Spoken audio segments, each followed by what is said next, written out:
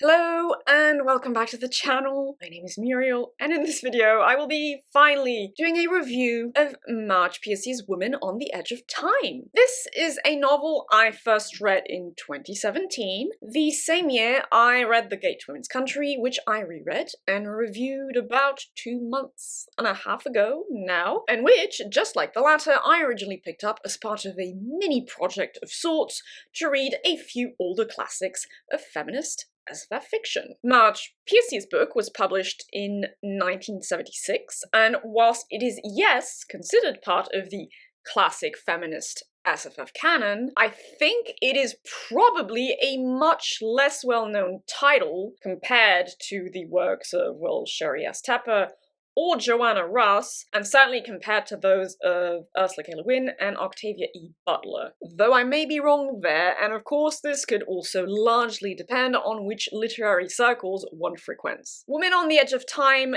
doesn't deal with the far or post-apocalyptic future quite like The Gate to Women's Country does, but it does dabble, or well, more than dabbles really, into utopian world-building and thematically delves into the intersection of sex-based, race-based, and class-based, or in socio-economic class-based oppressions as well, with an added consideration of the power dynamics at play in medicine, psychiatry specifically. So Woman on the Edge of Time is both set in the present of the 1970s and in the future, but opens up in the former with our main character, Connie Ramos, a 37-year-old Mexican-American woman living on welfare in New York, offering shelter to her niece, Dolly, who has just been beaten up by her boyfriend and pimp. Said pimp shows up to force Dolly to have, well, not a DIY abortion, but a non-hospital abortion, and a fight ensues during which Connie tries to attack him, only to be knocked unconscious. She then wakes up on a psych ward in a general hospital, where her violent behavior is held against her. All the more so, given she has previously been committed for abusive child neglect, which you learn more about throughout the story, and is subsequently shipped to an abysmal state psychiatric institute for treatment and rehabilitation. Quickly after this, you learn Connie has, for about a month leading up to her medical incarceration, is what I'm going to call it, been in contact with a person from the future named Luciente, and are thus introduced to the story's second temporal setting, featuring a utopian society, the potential existence of which may ultimately hang in the balance, ... Writing-wise, I would say that overall, there is a good balance between character interactions, descriptions, and introspective narration. The story is told through the sole point of view of its main character, Connie, and its narrative structure is essentially straightforwardly forward-progressing, with the exception of the second chapter, which is one giant character background establishing flashback. Not the smoothest choice in my opinion, but it's decently counterbalanced by a relatively strong opening chapter. As to the present and future settings, those aren't parallel timelines or plot lines, but rather two facets of the same overarching plotline as Connie's present and the future she visits in mind.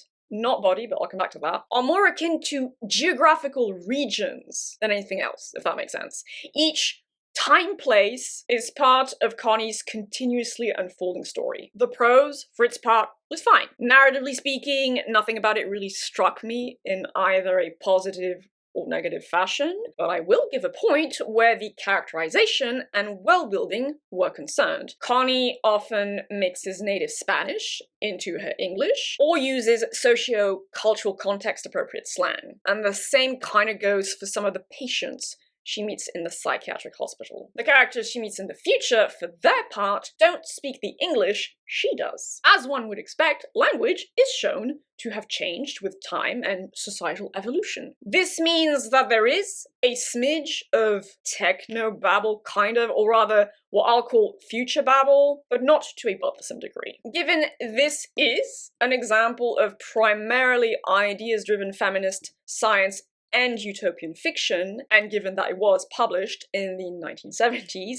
deep character work isn't necessarily the primary objective here. But its character work wasn't bad at all either. And honestly, as a quick little aside, I do find that all the works of SFF written by women tend to handle going ham on world building and theming without overly sacrificing character work better than their male counterparts. On average, of course. As already stated, the story is told through the sole point of view of its female protagonist, Connie Ramos, and she was certainly well fleshed out as a main character. Connie's personality and history color everything she perceives, and it is her perceptions of the story's events which you are privy to as the reader. She is a very marginalized and traumatized woman, and this inevitably affects the interactions she has with characters from the present and future both, in a way that I found not only believable, but also kind of refreshing. Because she doesn't just gulp down the information she's given about the future without question,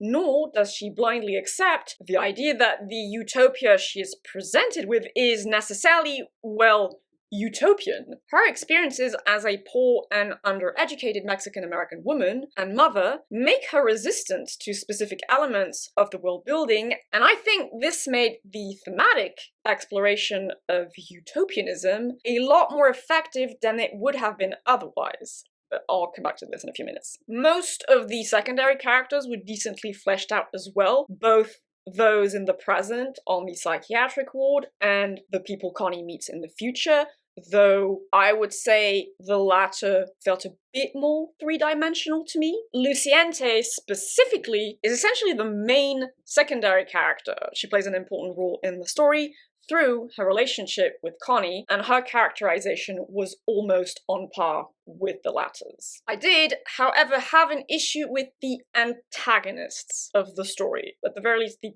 present time antagonists. Most of the baddies Connie interacts with are basically upper-class white people who incarnate the economically liberal, traditionally educated, but also judgmental and cognitively rigid is what I'm going to call it, American dream, kind of. Social workers, nurses, psychologists, psychiatrists, all the cogs of the system Connie is trapped in are painted as, yes, close-minded and rather mean-spirited people, which bugged me just a little. It contrasts very sharply to Connie herself, who once again is a poor, underachieving, undereducated, and abused, traumatized Mexican-American woman, though I also conversely think this is in fact justified to a certain extent, given, for one thing, intersectional oppression is a theme of the book, and given you see these characters through Connie's, well, oppressed and marginalized eyes. So whilst I felt the theming could have benefited from a slightly more nuanced social presentation, if you will, overall, it is essentially fully justified from a character work and character perception point of view. Now, this last point of criticism can also be applied to the overall framing of the world building. The sharp contrast between the utopian society Connie visits in the future and the dirty, urban, neoliberal, indifferent, diversity intolerant present she lives in flirts with black and whiting a smidge. This isn't helped by the fact Connie also deals with a very cruel psychiatric system. Now, don't get me wrong, psychiatry and institutional medicine as a whole really has caused a lot of very real and severe harm to a lot of people, myself somewhat included. So I get it, I really do. What is presented in the story, given it was published in the 1970s, isn't unrealistic as such, right? But it nonetheless felt a little oversimplified for my taste. Still, I would argue the portrait of abusive psychiatry painted in here is more interesting and intellectually engaging than the one you find in, well, for instance, One Flew Over the Cuckoo's Nest, which, yes, I have also read and did much like, actually. A quick note on the usage of time travel in the story before I move on to the meat of its utopian world building. I think I've said a few times now that I generally feel very apprehensive when I see time travel used as a narrative and or thematic device in science fiction, since I find it rarely works. A huge exception to this rule in my book is what you get in the TV show Dark, but in any case, I'm happy to say I wasn't actually bothered by the time traveling here because Marge Piercy takes the loophole of having Connie travel to the future in her mind only. I'm not arguing this is going off of any kind of hard science in the fucking slightest, right? But it at least obviates potentially huge and painful holes in narrative logic, like it kind of did in the Book of the New Sun anyway, or having to deal with, butterfly effect shenanigans, so I'll take it. But onto that utopian world-building now. I've thus far encountered 3 utopias in literature. The anarchist society in Le Guin's The Dispossessed, which I do need to reread one day. The post-apocalyptic anarcho-primitivist society in Le Guin's Always Coming Home. Nice representation for Le Guinian fiction, am I right?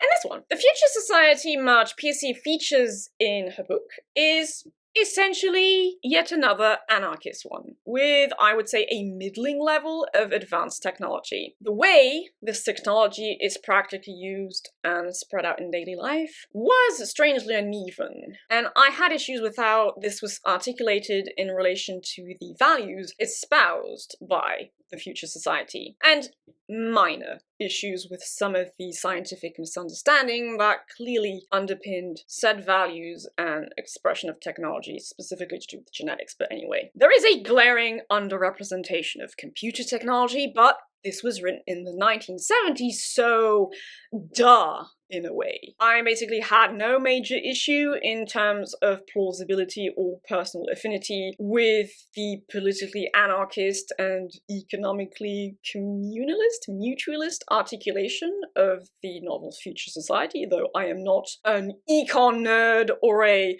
politicized nerd, so make of that what you will. But to me, it all sounded rather nice and reasonable, really, and I'll leave it at that. What my mind really chewed on, as a feminist and autistic woman, was the social and moral values world building. I read all utopian propositions, not that I've encountered that many of them, with this specific consideration in mind. How would Utopia X deal with people who are different, outside of the norm? A thing that bugs me with some far left, and for the record I differentiate between far left and alt-left, points of theory is that they tend, as far as I understand it, to emphasize how bad individualism is in opposition to communalism. The thing is, I have always understood individualism to mean placing value on the uniqueness and human potential of each individual, which presumably authoritarian and oppressive societies have an issue with, given they need, sheeple ready to sacrifice their own needs for the communal good to an unreasonable degree to function optimally. That's at least how I understand it. But I mostly see the word individualism used as a synonym for selfishness, essentially, and a fundamental disregard for the social contract or the fact we are all part of, well, complex webs of connection. Maybe that's my mistake, and I should be using the word individuationism? Yes, I just made that up. But either way, whilst I am left-leaning and all about cooperation, yes, I also think there needs to be a balance, ideally between valuing the community and valuing the individual. You know, a dynamic interplay between the two. And yes, I'll fully cop to the fact this is very deeply informed by my personal experiences as an alienated outsider. But like, sue me, I guess. Cooperative or symbiotic outsiders such as mystics, shamans, witches, etc., stick with me for a minute there, are, on an archetypal level at least, a positive part of humanity's fabric. I genuinely believe that. So if your utopian society doesn't account for that, I'm gonna buzz the fail button. And Marge Piercy's didn't entirely fail, but there's a reason it remains my second favorite fictional utopia, and not my first. Part of that reason is that her future people don't always seem to have the greatest opinion of, more introverted personalities? They seem to think this is a flaw in their children, for instance. And speaking of the whole communal child rearing thing, I'm not even against it in theory entirely, but what if it just doesn't work for some children? What if some children thrive better in nuclear families in a way? What if they need more social isolation? Would these people make space for that, or try to brute force this trait out? That wasn't always entirely clear to me, though I'll say this. Cities in the future version of North America present in the book adopt a cultural flavor that informs their art, local customs, etc. So I was like, maybe they'd be chill with a city that espouses neurodivergence as a cultural variant. I'd be okay with that. Then there is the gender, sex, and intimate relationship stuff, huzzah. Marge Piercy's Utopia, like Le Guin's in Always Coming Home, is very close to genderless, and I give it a major point for that alone because it's done in a, yes, quite credible way. The way sexual orientation is defined, or rather not specifically defined, was also really appealing to me. Marriage isn't a thing. Monogamy doesn't seem that common or well thought of, though I didn't get the impression it was like socially banned either. I guess one could argue that society, being an anarchist one, also espouses relationship anarchy as a default. Kind of. What really moved me, and what has really stuck in my mind these past few weeks, was the way the future people talked and felt about non-familial love and relationships wholesale.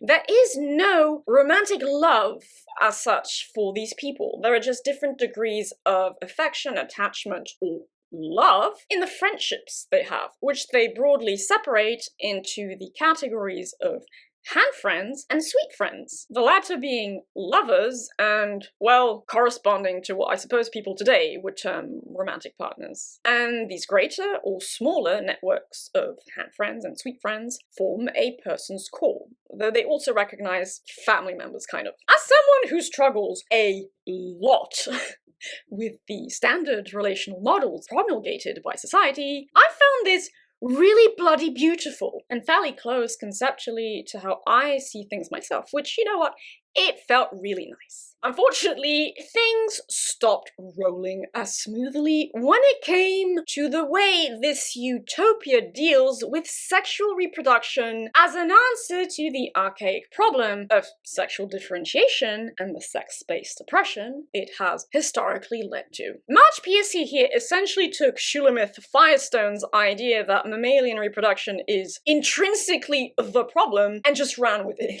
Shulamith Firestone being a second-wave radical feminist thinker. The future people no longer reproduce organically at all. Babies are grown in tubes. A bit like in Aldous Huxley's Brave New World, which is dystopian fiction, though it's presented as a wholesome thing here. Individuals are still sexed, though, men and women, which I guess makes sense, because how would they get gametes for the tube babies otherwise, right? And Luciente explains to Connie that tube babies needed to happen because, and I'm paraphrasing, to create true equality between the sexes, women had to give up the power of carrying and giving life. And I'm like, yeah, but there's so many potential issues with this though.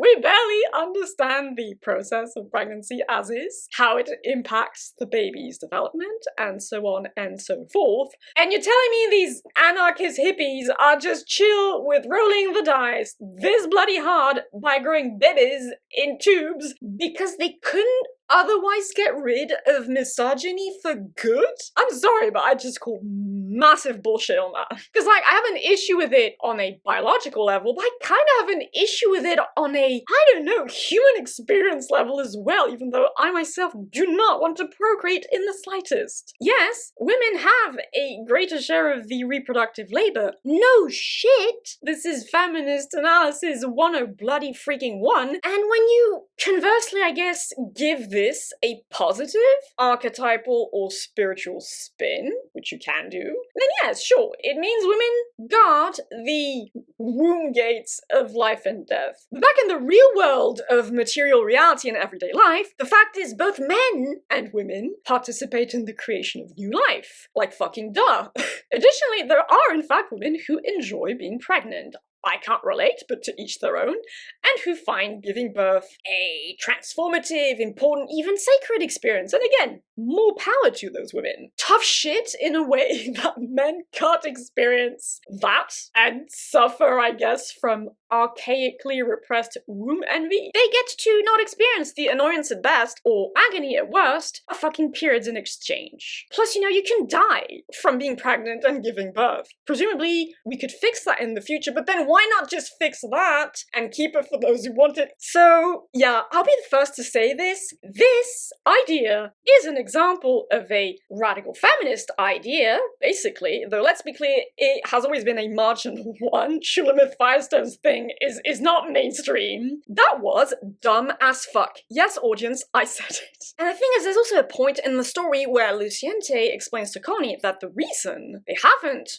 geneticked death and old age out of humans is because they are still animals, true, organic beings, not singularities, connected to the wider web of life. Good. But at the same time, y'all have fucking 2 grown babies. What is up with that? Additionally, they also inject hormones into prospective parents, so people parent in groups of 3s, both male and female, who, as you may have gathered, aren't necessarily or ever biological parents, actually, so they can breastfeed their infants and thus physically bond with them. Am I the only one seeing the massive conceptual dissonance here? I just really couldn't take this stuff seriously at all this time around. Still, I should note that in Ms. Piercy's own introduction to the newer edition of her novel, she admits this specific element is something she wished she had modified.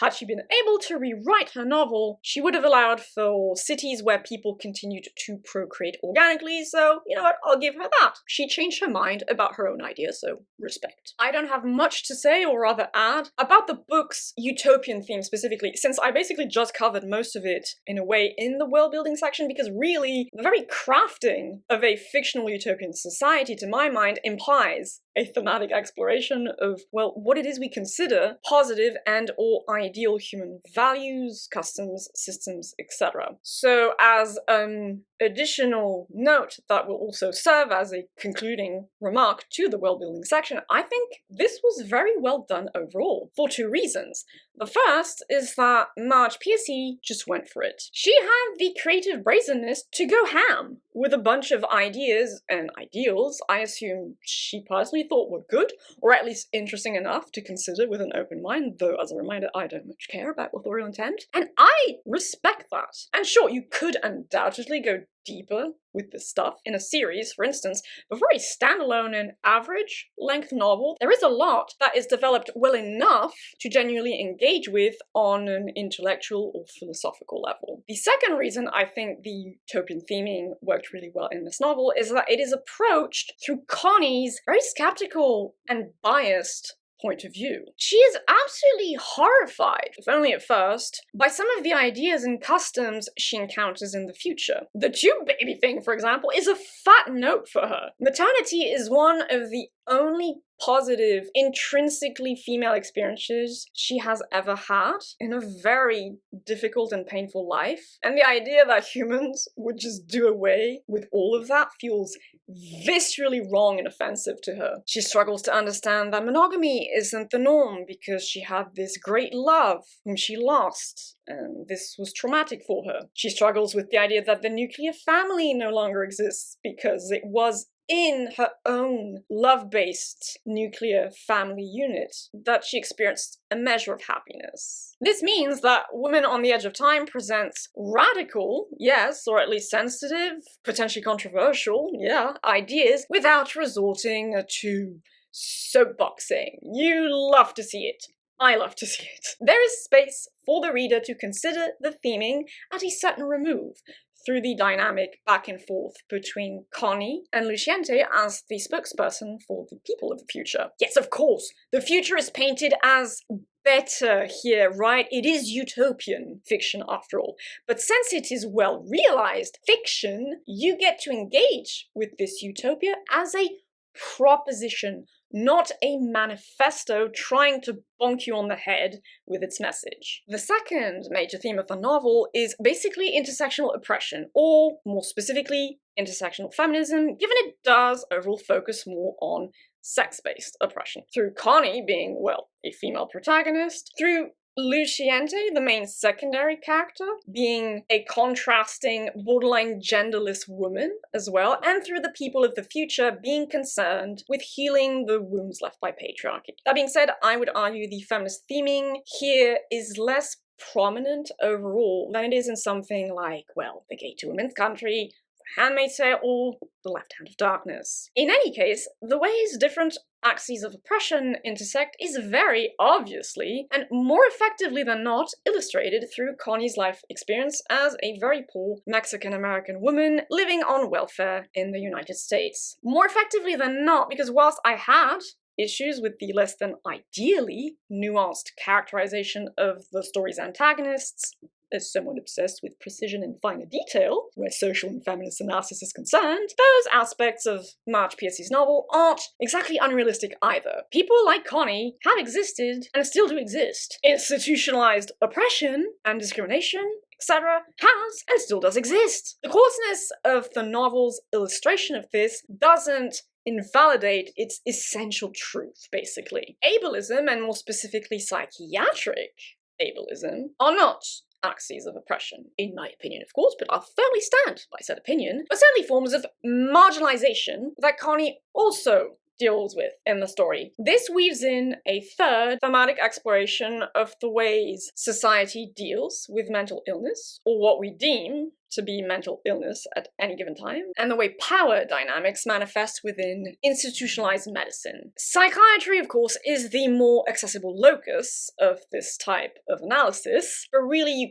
can extend it to all of medicine. And even institutions of knowledge as a whole, really, since the idea here is to critique the abuse of authority held by experts who are still, at the end of the day, well, biased human beings, informed by the societal systems they live in. Connie has been branded mentally ill by the state for violent, erratic, and non-compliant behavior. But what does that really mean in practice? There is in fact a bit of nuance here, because you learn at the beginning of the story that the reason Connie was first shipped to the loony bin, and I'm allowed to say that, I've been to a couple myself, was because she severely neglected her very young daughter. So she's not an innocent woman in that regard, but she's never given a true second chance, despite her remorse and willingness to atone, because as a mentally ill woman of color on welfare, everything she does is unfairly scrutinized to an extreme degree. Every step out of line, every reasonable expression of just human distress or emotion is held against her as, to put it bluntly, an expression of dangerous madness. She has been marked as the crazy other. And to a certain extent, this psychiatric ableism still exists. I've encountered it myself. There's definitely a bit of the, are you really insane? Though, if you rebel or rage against an insane system/society thing going on in the story too, especially given you are shown the future people have a completely different way of dealing with mental pain and dysfunction as well. They have a very holistic system of medicine. The interesting thing, additionally, is that there is ambiguity as to whether or not Connie actually does suffer from something like schizophrenia. But it's also kind of besides the point in a way, because even if Connie suffers from psychosis, her malaise with society and its deeply unjust systems of power is entirely justified. Two things can be true at once, basically. Whatever else she may suffer from, Connie is also a deeply traumatized woman, a deeply oppressed woman, and has never been treated with the basic compassion and dignity she deserves as a human being. The fact she has, yes, done wrong herself to her own child doesn't justify the treatment she receives from the system, especially given the fact she deeply regrets her actions and genuinely wants to become a better person. It is a subtler theme of the novel, perhaps? I don't know, you be the judge of that. The one I found strongly resonating as a neurodivergent and gender non-conforming to a certain extent woman with very negative psychiatric experiences. And even though I didn't otherwise relate to Connie on a personality level, I am mentally ill. Yes! I suffer from depression. and CPTSD, yay! But the very fact I was different, or autistic, and refused to conform in some ways was pathologized. And it shouldn't have been, because I wasn't hurting anyone. There's nothing wrong intrinsically with just being a bit different or being neurodivergent, I have been overmedicated. I have been misdiagnosed and negatively misjudged simply because I hurt inside from having been hurt by others and because wonky brain. I get this shit quite deeply. The mental health system can be very fucked sometimes. Though, to reiterate, it's not quite as automatically bleak as it was in the 1970s anymore either. What I mostly want to praise about Women on the Edge of Time is that it makes you think big time about its ideas without losing sight of the fact it needs to engage your emotions to do this effectively. It doesn't matter, ultimately, whether you agree or disagree. What matters is that if the story has managed to make you react at all, it's because you are, in fact, openly engaging with it on an emotional and or intellectual level. There is so much to discuss about, well, Women on the Edge of Time's utopian proposal, for one thing, and for another, given it is also an older work of SFF, so much to discuss in terms of oppression, marginalization, or institutional abuses of power, and how those things have changed or not over time. This means that, yes, as far as I'm concerned, Marge P.C.'s novel deserves its status as a classic of feminist SFF literature. Though I do stand by the assertion that it's specifically feminist theming is a smidge more diffuse than it is in other titles I have read from the canon. And whilst it remains for now my second favourite example of utopian fiction, I also had more things to nitpick about the world building and adjacent theming somewhat than I did the first time I read it. Which means I lowered its final rating to a 7.5 out of 10 from an original 8, I believe. This is lower than the 8 to 8.5 I gave The Gate to Women's Country 2.5 months ago, and which, well, I now confidently prefer to Marge Piercy's novel, but 7.5 is still a very good rating in my system, because Women on the Edge of Time is a very good novel that I would very highly recommend to any reader interested in feminist SFF and or utopian fiction. And I mean, once again, respect for even attempting utopian world building. There are a lot of dystopian worlds out there in literature and cinema, and manga and comic books, etc., gone to absolute shite in the worst ways imaginable, but you don't see that many examples of the reverse. So you know what? Point for the optimistic idealism alone. And that concludes my review of Marge Piercy's Woman on the Edge of Time, a classic of the feminist SFF canon. I hope you found this review interesting, engaging, enjoyable, all the good things. If you want to share any thoughts, feelings, what have you, about this novel or any other classic of feminist SFF, please feel free to do so in the comments down below. And on that final note, I hope you will have a lovely day, evening, or whichever time of day you prefer. Do take good care of yourselves. Thank you for the continued support, and I shall see you all reasonably soon for another book review. But until then, bye-bye.